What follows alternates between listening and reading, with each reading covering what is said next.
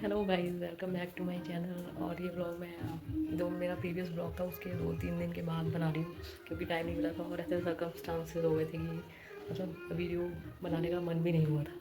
तो गाइस, मेरे बेटे के एग्ज़ाम चल रहे थे, मैंने आपको पहले भी बताया था। तो कल सडनली ना उसके स्टमक में बहुत ज़्यादा पेन हुआ और लूज़ मोशन भी स्टार्ट हुए, इस वजह से उसका कल मैथ्स का एग्ज़ाम था वो मिस भी हो गया।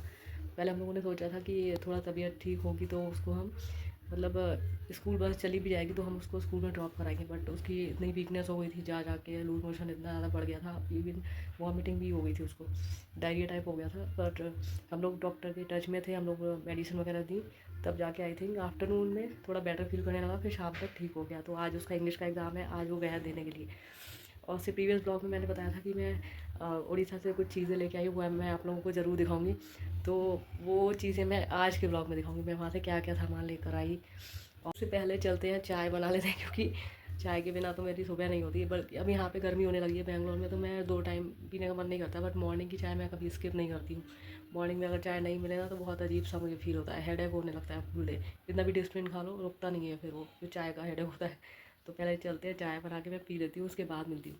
तो गाइस, हम लोग बहुत सारी चीज़ें परचेज़ की थी वहाँ से, उड़ीसा से। तो काफ़ी चीज़ें तो हम लोग रूम में भी टांग चुके हैं ऑलरेडी। ये जो आपको मेरे पीछे दिख रहा है भगवान का, ये डेकोरेटेड आइटम है। ये ना थर्माकोल का, आगे जो है ये थर्माकोल के बने हुए भगवान, पीछे आई थिंक आयरन का कुछ है, वॉल हैंगिंग है ये। ठीक है, तो ये जगन्नाथ जी का एक फ़ोटो ये है, और पीछे जो वॉल हैंगिंग दिख रहा है वो है, ये मेरे बेटे ने परचेज़ किया था वहाँ से। तो ये 2 चीज़ें हम लोग लेकर आए थे। ये मेरे बेटे को बहुत अच्छा लगा वॉल हैंगिंग, तो हम लोगों ने लिया था। ओके। और एक ये है भगवान का, अगेन एक फ़ोटो, ये भी मेरे बेटे के ही रूम में है। देखिए इसका थोड़ा डिज़ाइनिंग अलग है, इसका फ्रेम अलग है, बहुत एंटीक लगा तो मैंने ये वाला परचेज़ किया। और एक ये है, ये हम लोगों ने कोणार्क टेम्पल से परचेज़ किया था, उसका मिनिएचर व्हील, जो वहाँ का मतलब आप बोल सकते हैं वहाँ का सिग्नेचर एक है, कोणार्क टेम्पल का सिग्नेचर व्हील, या जो भी आप बोल सकते हैं। जो हम लोग का नोट होते हैं ना पैसे, उस पर भी यही बना होता है। इसका हम लोग बड़ा भी लेकर आए हैं, वो मैंने बाहर रखा हुआ अपने हॉल में। बाकी ये कुछ चीज़ें हैं, ये मेरे बेटे की हैं। ये एक छोटा सा पाउच है भगवान जगन्नाथ का, उस पर फ़ोटो बना हुआ है। और ये बॉक्स है, ठीक है, इसके अंदर 2 मोर बॉक्स है। और इसका प्राइस भी ज़्यादा नहीं था, जस्ट 70 रुपीज़ का ही है। और उसने परचेज़ किया था ये पूरी धाम का पेन स्टैंड। ये जो चीज़ें अभी तक मैंने दिखाई ये मेरे बेटे की हैं। ये उसका बड़ा है, जो मैंने अभी ये छोटा वाला दिखाया था ना कोणार्क टेम्पल का शो पीस, ये उसका बड़ा है, हॉल में रखा हुआ है। और गाइज़ ये देखिए, ये जगन्नाथ जी का मिनिएचर छोटा सा टेम्पल स्टैचू बना हुआ है। देखिए ये शो पीस टाइप है, इससे टेम्पल में नहीं रख सकते क्योंकि ये पत्थर का नहीं है, तो इसको एज अ शो पीस आप लोग रख सकते हैं। हम लोगों ने रखा हुआ है शो पीस, तो ये टेम्पल में रखने का नहीं है, टेम्पल में रखने के लिए अलग फ्रेम्स हैं भगवान के। और ये है हमारा मेन फ्रेम, जो हमने वहाँ से परचेज़ किया था रघुराजपुर विलेज से, वहाँ पे पेंटिंग्स मिलती हैं, तो वहाँ से हमने परचेज़ किया था। ये देखिए, तो फिर पेंटिंग्स भी फ्रेम हम लोगों ने कराया है। तो गाइस, बाकी का सामान जो भी परचेज़ किया था वो मैं आपको दिखाती हूँ मैंने और क्या लिया वहाँ से। पहला तो है ये भगवान का पूरा जो आप बैग बड़ा वाला जो होता है वो, ताकि हम इसमें पूजा का सामान रखें, प्रसाद वगैरह। और उसके अंदर क्या है वो मैं दिखाती हूँ। पहला तो है ये स्लिंग बैग, ये मैंने पीपली विलेज से ख़रीदा था। पीपली विलेज, जहाँ पे ये सारा हैंड क्राफ्टेड सामान वगैरह मिलता है वहाँ। ये देखिए अच्छा है ना, और इसका प्राइस भी ज़्यादा नहीं है, आई थिंक 200 का है। और ऑनलाइन परचेज़ करेंगे तो बहुत ही महंगा बेचते होंगे। ठीक है, ये एक पर्स, मैंने वहाँ पर्स ली है सबसे ज़्यादा। सेकेंड है ये मोबाइल रखने के लिए, जस्ट 50 रुपीज़। सोचिए, ये मैंने ज़्यादा से ज़्यादा पर्स लिए वहाँ से। और है ये फैंसी पर्स, स्लिंग बैग है, ठीक है। और इसकी कॉस्ट आप लोग सोचिए कितनी होगी, 120, हाँ 120 का है।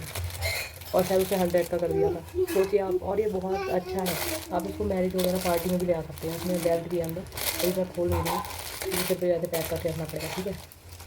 एंड अगेन ये अदर कलर है उसी बैग का, ठीक है। और ये थर्ड वन, 3 पर्स परचेज़ किए हैं, तो सेम कलर डिफरेंट है एंड डिज़ाइन भी। एंड उसके बाद है ये पाउच वाले पर्स जो हम लोग शादियों में लेके जा सकते हैं। इसका प्राइस 100 रुपीज़। मतलब मुझे भी सरप्राइज़ हुआ था यार पैसे सुन के, तो मैंने कहा इतने सस्ता मिल रहा है तो क्यों नहीं एक की जगह 2 ले लेते हैं। ठीक है, ये इस टाइप से पाउच वाला है, इसे क्लोज़ करेंगे, कोई कह नहीं सकता है 100 रुपीज़ का है, शायद 80 का लगाया था, कुछ याद नहीं पैसे भी उसमें कम किए। ठीक है, और सेम ऐसा दूसरा कलर है रेड, ये मैं अपनी मम्मी को देने वाली हूँ। ये सारा पीपली से खरीदा था हम लोगों ने। इसके अलावा 2 वॉल हैंगिंग हैं, एक तो मैंने आपको दिखाया था मेरे बेटे के रूम में, एक ये है, ऐसा ही सेम है 2, देखिए अच्छा है ना। और एक है इसका अदर, ये मैं आपको थोड़ा सा बड़ा कैमरा करके दिखाती हूँ। ये देखिए, ये वॉल पे टांगने के लिए होता है। वहाँ पे काफ़ी लोग मतलब इस तरीके से टांग रखे थे, डेकोरेशन किया हुआ था हम लोगों ने अपने घरों में, शॉप पे भी, घरों में भी करते हैं। तो ये वॉल पे हम लोग टांग सकते हैं, बहुत ब्यूटीफुल लगता है। इसकी शेप आई थिंक कैमरा पूरा नहीं पा रहा है, देखिए अच्छा है ना, बहुत ब्यूटीफुल है। तो हम लोग कहीं भी वॉल पे इसको टांग सकते हैं। तो बस वही सब परचेज़ किया था, और जो भी था मैंने आप सबको दिखा दिया। अभी मैं ये पीने जा रही हूँ दवाई अपनी, पॉलीप्योर B12 की दवाई है। B12 मेरा लेस था तो मैं ये डेली पीती हूँ। तो भाई बहुत सारे लोग ये भी सोच रहे होंगे इतने छोटे बच्चे को लेकर हम लोग जगन्नाथ जी कैसे गए, क्योंकि वहाँ पे बहुत ज़्यादा क्यू होता है, भीड़ भाड़ होती है, कैसे मैनेज किया और कितना टाइम लगा। तो लोग सोचते हैं ना, जो लोग जिनके छोटे बच्चे वो प्लान कर रहे हैं, तो मैं वो सब भी बताने वाली हूँ कि मैंने कैसे दर्शन किए थे अपनी बेटी को लेकर। वो 14 मंथ्स की है, 15 मंथ्स की। ठीक है, तो वो सब मैं इसी ब्लॉग में आप लोग से डिस्कस करूँगी। ठीक है, तो सबसे पहले हम पहुँचे भुवनेश्वर एयरपोर्ट। हम लोग बेंगलोर से Bhubaneswar airport, Bhubaneswar airport near to Puri है। पुरी वहाँ से 60 किलोमीटर्स है, 60-70 आई थिंक। ठीक है, तो नियरेस्ट जो भी एयरपोर्ट है पुरी से भुवनेश्वर ही है। भुवनेश्वर एयरपोर्ट पहुँचे, वहाँ पे हम लोग ट्रस्ट का जो होटल था वहाँ पे स्टे किया था, पुरुषोत्तम होटल, वो ट्रस्ट वालों का ही है, टेम्पल का जो ट्रस्ट है, काफ़ी अच्छा होटल है। आप लोग भी वहाँ पर स्टे कर सकते हैं, अच्छा है, मतलब क्लीनलीनेस में भी ठीक है, और ओवरऑल अच्छा है।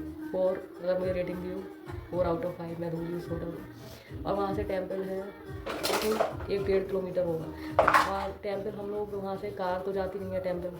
ठीक है, वहाँ पे कार नहीं आती है टेम्पल, आप लोग को जाना होगा या तो आप वहाँ पे मेट्रो रिक्शा जो चलती हैं वो उससे आना होगा, या फिर जो नॉर्मल रिक्शा होती है उससे आना होगा। ठीक है, कार एंड ऑटो, वहाँ पे ऑटो तो मैंने देखा नहीं, जाता ही नहीं, मुझे पता ही मेट्रो चलती है, या फिर आपको नॉर्मल रिक्शा में बैठ के आना होगा, कार अलाउ नहीं है। ठीक है, मंदिर के 4 गेट हैं, ईस्ट गेट, वेस्ट गेट। एक तो फ्रंट गेट है जो मेन गेट आपको जगन्नाथ जी टेम्पल का दिखता है, जहाँ से बहुत बड़ी जगन्नाथ जी का मूर्ति आपको दिखता है, लोग बाहर से रील्स बनाकर डालते हैं। ठीक है, वो बाहर बाहर है मूर्ति। ठीक है, तो टेम्पल काफ़ी अंदर को है। ओके, तो जो जैसे मुस्लिम लोग हैं, क्रिश्चियन लोग हैं, जो टेम्पल के अंदर नहीं एंटर कर सकते, वो लोग वहाँ से भगवान के दर्शन करते हैं, रोड से ही वो मूर्ति दिखती है भगवान की।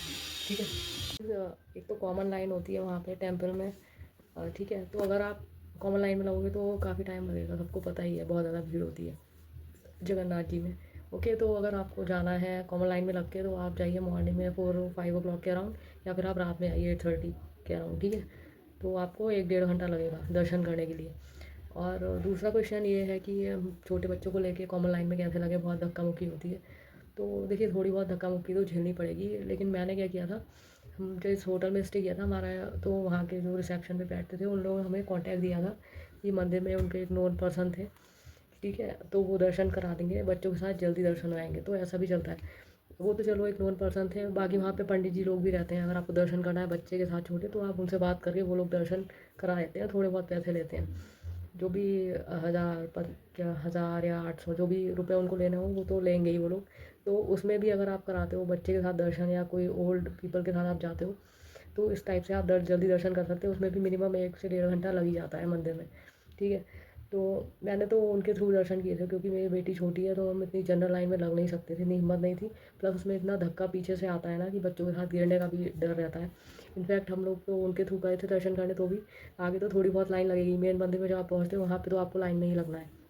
वहाँ पे ही पीछे से बहुत ज़्यादा पुश कर रहे थे लोग, तो फिर 1-2 बार तो मैं ऐसा लगा कि मंदिर में पहुँच के ही कि भगवान के हमें दर्शन मिल भी पाएंगे। मंदिर मतलब कपाट बंद थे, मैं मंदिर में ही खड़ी थी सामने भगवान के, मैं सोच रही थी नहीं ऐसा तो नहीं है कि मुझे दर्शन नहीं मिल पाए, ऐसा हो गया तो क्या होगा, मैं मंदिर में भी आई और फिर दर्शन नहीं हुए। तो फिर तो मैंने अपना एक्सपीरियंस आपको बता दी, तो मुझे ऐसा फील हो रहा था, क्योंकि उसके प्रीवियस डे मैंने अपने ब्लॉग में ही बताया था कि हम लोग को दर्शन नहीं मिले थे, क्योंकि किसी बच्चे ने वॉमिटिंग कर दी थी टेम्पल में। तो 3 घंटे के लिए क्लोज़ हो गया, हम 8:30 पे गए थे रात में, तो मंदिर क्लोज़ हो गया। फिर भगवान का पूरा श्रृंगार वगैरह करते हैं, क्लीन करते हैं, तो फिर इतना देर 3 घंटे लगते, तो हम बच्चों के साथ कहाँ वेट करते, तो हम लोगों ने नेक्स्ट डे दर्शन मिले हैं। फिर इस तरीके से हम लोगों ने दर्शन किए थे। अगर आप भी बच्चे के साथ जाना चाह रहे हैं तो इस तरीके से पंडित के साथ बात करके आप मैनेज कर लीजिए और जाइए वहाँ पे। अगर आपको 5-6 घंटे लाइन में दिन में आओगे तो 5-6 घंटे लगेंगे, या तो अर्ली मॉर्निंग जाओ या फिर लेट नाइट जाओ, ठीक है, जनरल लाइन में। अदरवाइज़ बच्चों के साथ जाना है तो आप पंडित से कॉन्टैक्ट करके जाइए, वो आपको जल्दी दर्शन करा देंगे। ओके, अब मैं जा रही हूँ डॉक्टर के पास क्योंकि मेरी तबीयत थोड़ी ठीक नहीं लग रही है। एंड जब से मैं आई हूँ वापस तब से ही थोड़ा सा वीकनेस लग रही थी, फीवर टाइप लग रहा था, क्योंकि दोनों बच्चों को ही वायरल हो गया था। और इसी बीच मुझे भी तबीयत ठीक नहीं लगी थी, आज कुछ ज़्यादा ही, मतलब मॉर्निंग से तो ठीक था, अभी मुझे बिल्कुल भी ठीक नहीं लग रही है। ये वीडियो बनाते टाइम भी मुझे मतलब अजीब सा फील हो रहा है। तो मेरा अपॉइंटमेंट है शाम को 5 बजे का फिजिशियन के साथ। तो मेरा बेटा ऐसे ही स्कूल से आता है, मैं जाऊँगी डॉक्टर को दिखाने। फिर आपको नेक्स्ट ब्लॉग में मैं बताऊँगी कि मुझे क्या प्रॉब्लम हुई थी एक्चुअली। ओके, और ये भी मैं बताऊँगी, अभी मैं नहीं बता रही हूँ, पहले मैं डॉक्टर के पास कंसल्ट करके आती हूँ। ओके, चलिए गाइस, मिलते हैं नेक्स्ट व्लॉग में, क्योंकि इसको और लॉन्ग मैं स्ट्रेच नहीं कर पाऊँगी। चलिए ठीक है, बाय, टेक केयर।